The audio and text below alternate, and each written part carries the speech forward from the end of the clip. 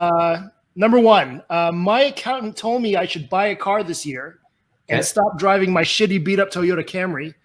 Drew, should it be a Mercedes? It depends how much it weighs. Okay. If it weighs over 6,500 pounds, I believe you can depreciate it and write off 50% of it. So really? Yeah, at least that's what my accountant told me. So I bought Carolyn a brand new SUV. Of course, I made the dumbest decision I've ever made and bought my fucking car, which, that was like the dumbest purchase I ever made was buy that car. But it was, it was my dream car. Yeah. SAMG, big body, fast as fuck, looks great. But God damn it, it is such a bitch to keep up with. Gas sucks, insurance sucks dick. It's such a fucking hassle, but I love it. But I'll probably get a Tesla next. But yeah, so if it's over 6,500 pounds, you should for sure buy it, a nice little SUV or a mid-size SUV, depreciate, write 50% off it off, boom, you're good. Because I didn't do this. Like the second year Unlocked really made money was 2017. I had to cut a check to the IRS for over $100,000. I was like, I am never doing this again. How do I not do this? My account was like, oh, well, you didn't really spend any money because I was just saving all the money. I didn't have my house. I didn't have the car. I was still living in the, Carolyn and I were living in the same townhouse in Summerlin. We didn't have anything. I was just stacking fucking cash. My account was like, how come you haven't bought any money, anything? And I was like, what do you mean? Yeah. So, you're not spending any money on dining, nothing. I was like, oh my God. So I cut a big check that year, and it was the last year I cut that big of a check. Okay. My goal every year is to not pay the IRS anything. Unfortunately, it never works. 500 pounds. Okay. My accountant didn't say that, so it makes me think like maybe he thinks I just have a shitty car. Oh my God, no, dude! I'll set you up with a good accountant that understands what it is we do as food and beverage marketers. All your meals are 100% write-offs. Your entertainment's 100% write-offs. Any marketing, office shit, anything, 100%. All right, cool. Down. Number two, what's currently your favorite beer? Oh, okay. So I do drink a lot of beer. So are we talking like everyday beer or just like if I really want to like treat myself? Let's go with both. Everyday beer and treat yourself beer. I mean, an everyday beer that I just love all the time. I mean, I have a couple beers in my fridge at all times. Guinness, just because I love it. And it's honestly not as bad for you as people may think. It's still only maybe 110 calories, even though you think it's a dark, heavy beer. No, Guinness is phenomenal. I mean, Modelo, absolutely, with a nice lime. And then Stella. Stella is like my go-to everyday beer. Just crack it open. Very cool.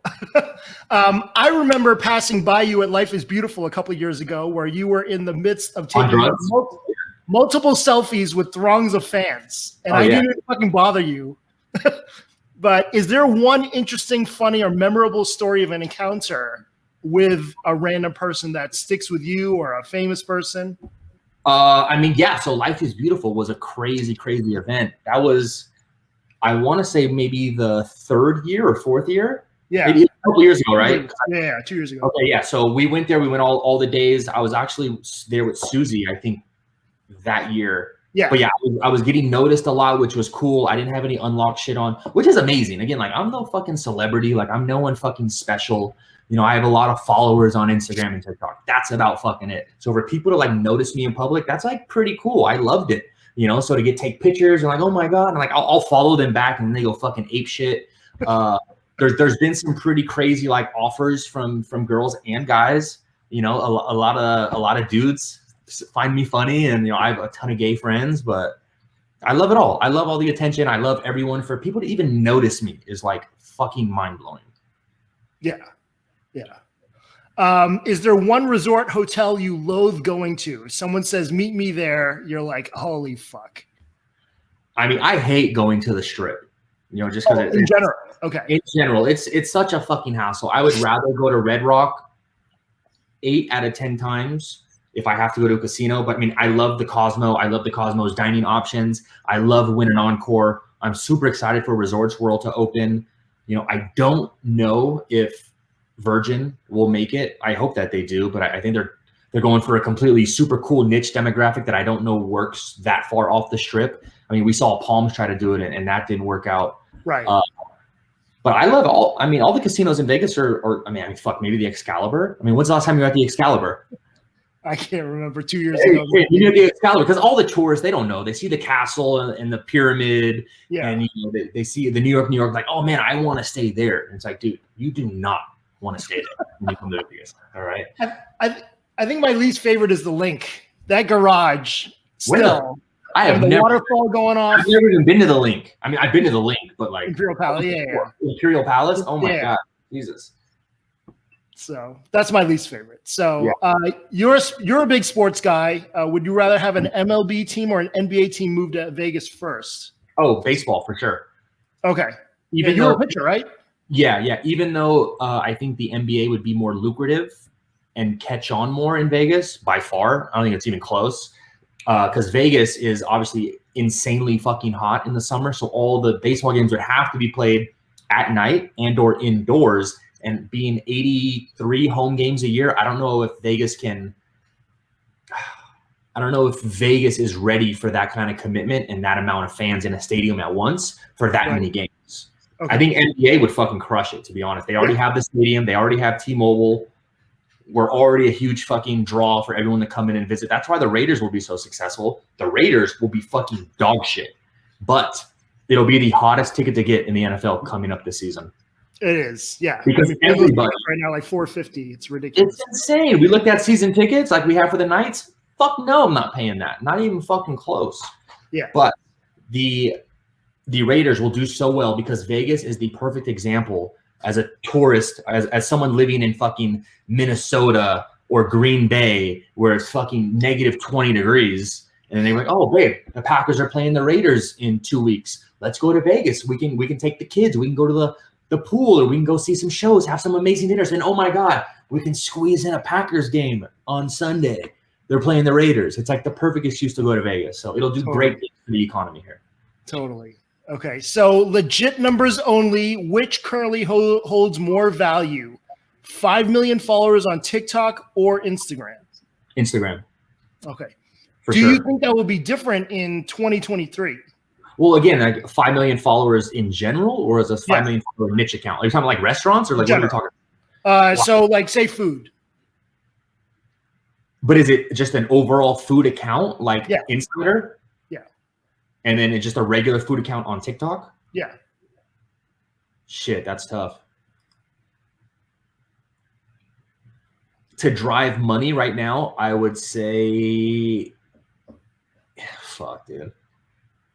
There's no studies on this yet, for sure. I know. There's none. I'm just acting an expert. So I would say Instagram currently. Okay. Yeah.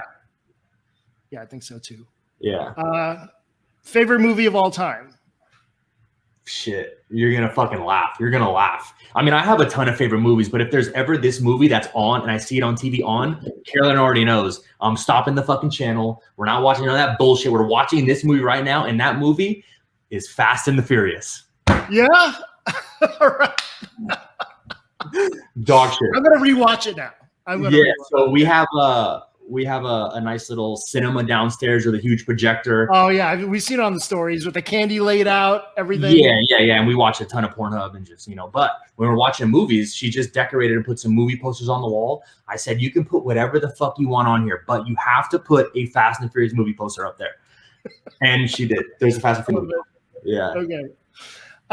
You've marketed a ton of stuff over the years. What's the one thing you've looked back and been like, what the fuck? Like, I ran an apartment complex IG account that was geared towards stoners and people with big dogs.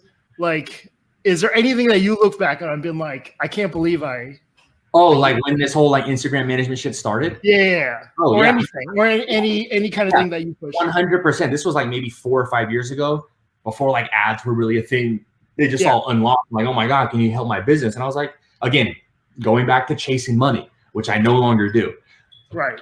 I ran a fucking like weird like IV hydration fucking Instagram. Really? It was the weirdest thing ever. It's like you can't really promote needles on Instagram. So I was like, man, we have to build a complete lifestyle brand around this before lifestyle brands were like a thing.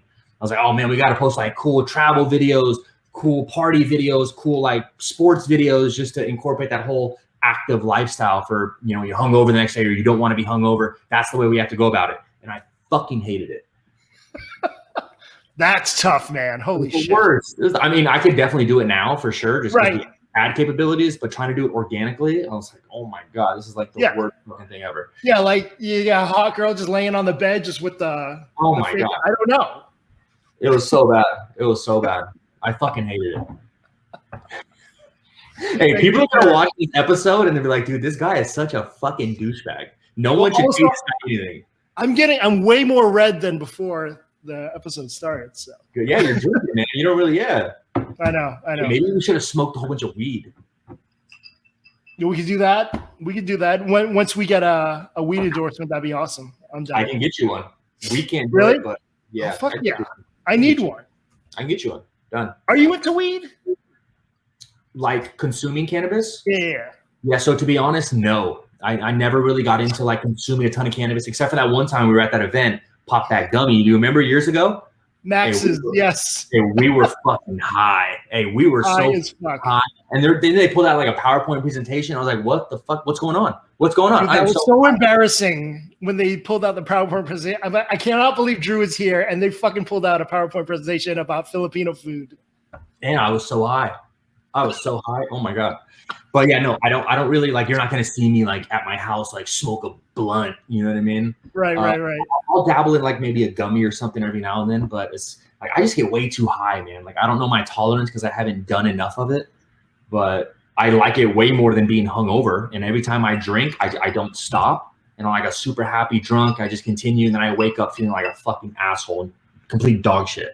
So maybe I will get more into weed. I don't know. We got the hockey game coming up tonight too. I'm not going. I know I told you I was going to go, but I'm was it a bad luck thing? A little bit, but I'm going to spend some time with the family tonight. I've been out every night for the past 3 nights, just to work shit. And then we had our company party last night and I just been out every night. Cool. Okay. Well, this about wraps it up. Drew, is there anything else you want to plug or? I love this city. I have one huge mantra and a statement that I pretty much live by. It's, if you take care of this city, meaning Las Vegas, this city will take care of you. Never forget it. That's awesome. Oh, and don't be a fucking scumbag. All right. That shit's not cool. Be nice. Cheers. Thank you, sir. Cool. Thanks, Phil. It's been a fucking blast, man. Anything I can do in the future, I'm on board. I love it. Thank you so much. I appreciate it. Thank you for doing this, man. I appreciate it. Yeah, anytime. Thank you, brother. All right. See ya.